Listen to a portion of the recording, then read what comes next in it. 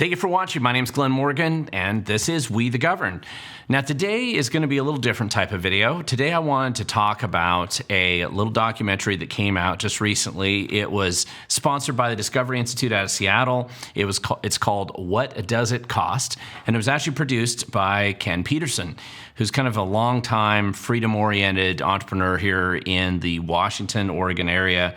And I really like both the topic and the actual video itself, just the overall concept of discussion. This has been something I've wanted to talk about for a while. So we're going to jump right into it and get into the show. And I'm going to try to convince you to make sure that when you're done, you go over there and you watch it. I'm going to link to it down below. And hopefully it will inspire you to think about things maybe a little differently in our state. Until then, just a quick reminder, if you haven't subscribed to our channel, you can do so down below. It doesn't cost anything except for a few seconds of your time. Hit that subscribe button, hit the like button. Feel free to share this video with others. It just helps get the word out to more people so they can see what's actually going on in Washington State and perhaps learn something more. Now, talk about learning something. I actually think that this documentary, which I'm kind of just playing here in the slideshow here while we're talking, it really does a good job, and one of the things I like about it is when Ken was putting this together, it really goes back through kind of some of the history of Washington State and the Pacific Northwest in general, and just the way that the area has developed. As many people know, I'm a fifth-generation Washingtonian myself. I love Washington State, and one of the distinct features of Washington and Oregon and the Pacific Northwest in general is just the fact that we have historically, about 100 years ago or so, once we started really developing widespread power generation, particularly using hydropower, it really completely turned the state around and allowed us to have cheap and abundant power, which really changed everything for our state. Now, sometimes some of you might know there's some history in my family. I have a great uncle, Ed Dalby, in Union, Washington, who put in one of the first powered water wheels down there. At the time, they didn't have electrification that had come to that part of Puget Sound yet, and he simply put it in so that he could actually put electricity into his local cabins. But I love this history that this documentary goes into, kind of laying the foundation for understanding some of the current energy and irrational aspects of the current energy policies and programs that both Oregon and Washington have attempted to adopt that really just defy reality and math and other basic things. And they just do a really good job in this documentary going through a lot of the details there. So I'm just going to encourage you to make sure that you take a look at this. I think Ken did a really good job developing this video, and I'm really happy to see that it's getting out there and getting more attention. And so the wider spread, I think the audience is for videos like this, documenting things that really do matter to us here in Washington State, the better off we all are. So let's just get into it here just a little bit more. You'll see that this documentary actually, you'll see there's a website. I'm going to link to that down below as well. And just focused on just common sense energy solutions and looking at the actual costs associated with the approach that Washington State and Oregon, and of course, other states have kind of gone down this yellow brick road of net zero energy policies, net zero CO2, just some delusional approaches, and unfortunately, very costly and harmful approaches that are going to substantially increase the cost of energy, make it less reliable, and simply destroy the investments that have been made by previous generations in producing low-cost and abundant energy for Washington State.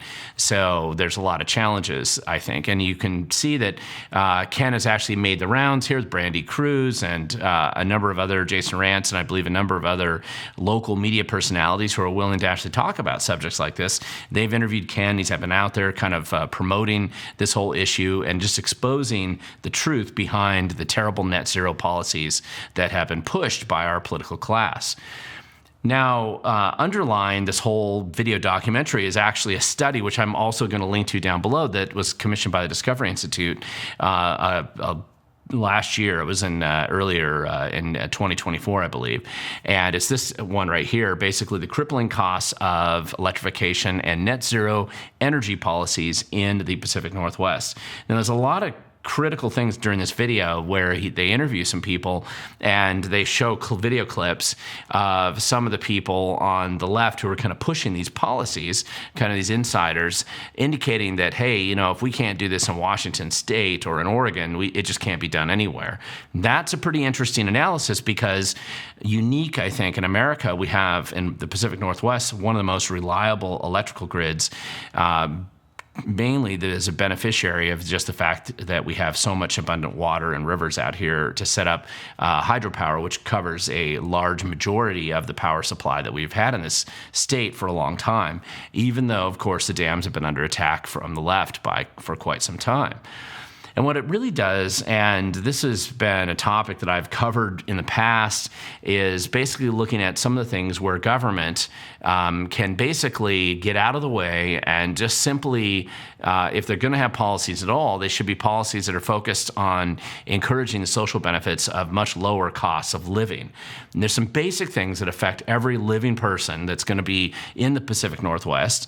And what are those things that you should do as government to get out of the way, or at least make sure that there's a clear path to, and not so much friction, to keep the costs as low as possible. And energy is absolutely top of that list, at least for the last 120 years or so now, because it's not just production, it's transportation, it's the ability to keep your place warm in the winter, to moderate the effects of temperature and living conditions that might be around you, the ability to run businesses, manufacturing, just about every aspect of living now is simply based on the ability to have relatively easy to access and cheap energy.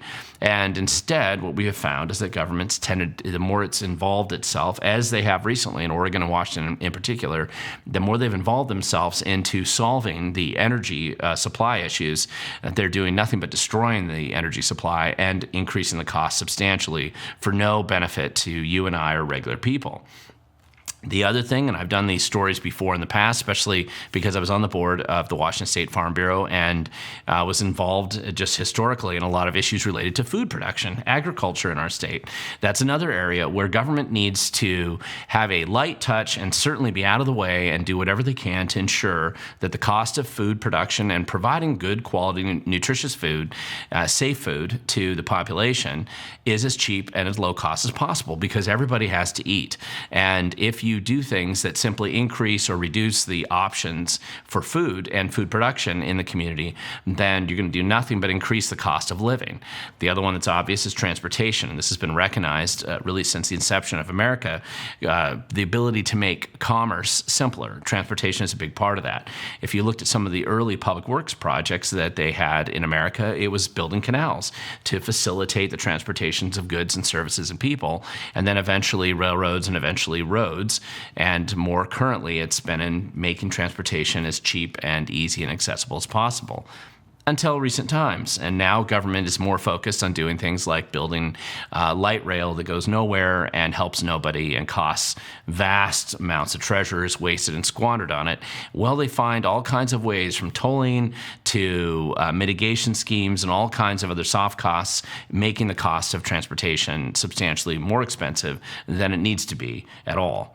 And then finally, one of the things that I always talk about is just housing, making it so that it's easy for people to afford housing.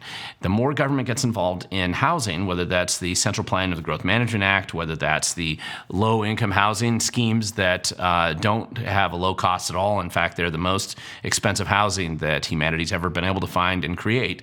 Instead, what they do is they find ways of making housing more and increasingly more expensive, which simply makes it harder for people to afford it. Now, nothing about this is good. Everybody needs housing, the ability to transport, to have food, and cheap energy. And the more government gets involved in all these things, the worse it gets. Now, I could talk about education and medical care as well. That's really a part of another topic. But essentially, these are basic things that the more government gets involved, the worse it becomes. Now, part of this is because of who we're governed by, of course, and the ideology that governs them. I do believe that we are governed by clowns and weirdos, perhaps crooks and bad schemers, but just these are the worst people that we can find in our communities, and putting them in charge of making the decisions about things that they're shockingly ignorant about and completely incapable of making the right decision when the facts are presented to them. These are the worst people that we could find in our community making these decisions. And as this recent documentary identified, as they make these decisions, the costs and the escalating problems for future generations just continue to get worse. Now, one of the reasons for this is just that they don't seem to have the right kind of incentive to come up with the right decisions, because they're bought cheaply, essentially, by special interests all the time. And it's not hard to look both at the Public Disclosure Commission to see who's actually funding these guys, but also to see who they affiliate with and which special interests they're willing to dedicate and put a lot of time into. And it doesn't even cost that much. It's a limited amount of money that they put into the political scheme for great returns to make very bad decisions. One of the reasons why they're so easily swayed in this direction isn't just because they may be corrupt or have problems in their personalities, but they also completely lack any realistic life skills or experience that's at all related to what any normal person's had who's ever held a real job. We'd be far better off if we simply got people who have at least been dishwashers or delivered papers or drove a truck or did something in life that actually produced some value. And instead, we're basically putting people into public office that have no life skills, no normal attachment to any of the experiences that regular people have. And then somehow we are surprised that the decisions that they make are delusional and lacking any kind of common sense behind them at all. On top of that, and what I think compounds this, is that these are rarely the smartest or the wisest people that we can find in the community either. I know there's always this theory that you're going to try to elect the best people to political office, but that doesn't tend to be what happened. And look at the result, which certainly don't have people like that in office today. And of course, unfortunately, this also creates this perverse incentive where they basically plan to retire wealthy without any of the consequences of the destructive and harmful policies that they've imposed on the rest of us. And this is really a problem with our political class, and this is why horrible ideas like the net zero approach to energy production in Washington state tend to come about. It sounds good, but of course it's terrible. Unfortunately, there's a lot of special interests that can basically profit by making life more expensive for the rest of us. Everything from the consultants to the special interests that get the contracts to put up irrational and destructive programs that would otherwise be entirely unfundable. And nobody would ever put them up in the private sector, and if people fully understood the cost, they certainly wouldn't support them in the public sector either. You think of the California bullet train to nowhere that's never going to get built. You think of all the failed promises and the bloated expense of Sound Transit. You can just go on and on and on. There's all kinds of grifting operations out there that have really terrible social consequences for those of us who have to live here, but they can enrich the people who are pushing them. And those are the people who are handing money to make sure they get elected the correct political class to ensure that they get their grift. And on top of that, it's compounded by people who philosophically believe that they can intervene in your life and that they have the best idea about how you and I should live.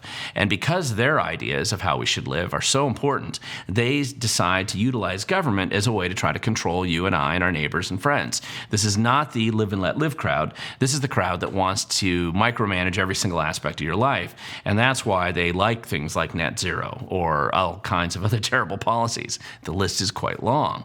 But this ideology and this kind of human nature aspect of envy ends up creating the worst people in the society, influencing some of the dumbest and worst people you get in the political class, and therefore you get the worst results. Now, of course, they're always promising us some kind of utopia.